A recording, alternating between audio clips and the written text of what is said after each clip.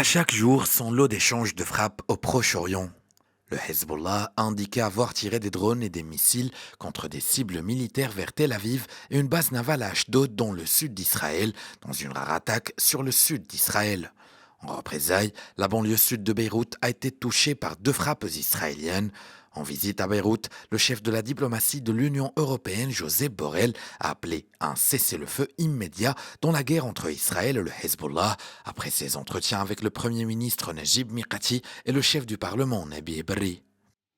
It is tragic that we could not get this war to an end. But this must happen. Il est tragique que nous n'ayons pas pu mettre un terme à cette guerre. Il est temps de tirer des leçons des tragédies que nous avons vues au Liban et à Gaza pour éviter davantage de souffrances. Nous devons faire pression sur le gouvernement israélien et maintenir la pression sur le Hezbollah pour qu'il accepte la proposition de cessez-le-feu des États-Unis, une proposition en attente de paraphement final avec le gouvernement israélien. This was agreed. This proposal is pending with the final agreement with the Israeli government.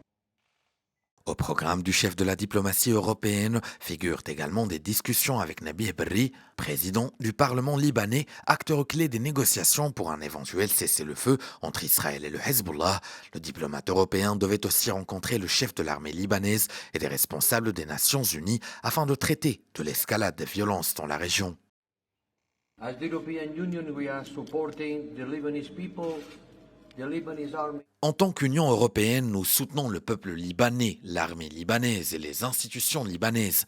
Nous sommes prêts à fournir 200 millions d'euros pour aider à renforcer l'armée libanaise, non seulement financièrement, mais aussi techniquement. What and how we can support your army.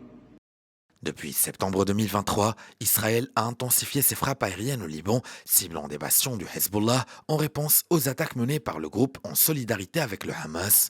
Les frappes israéliennes ont causé plus de 3650 morts au Liban.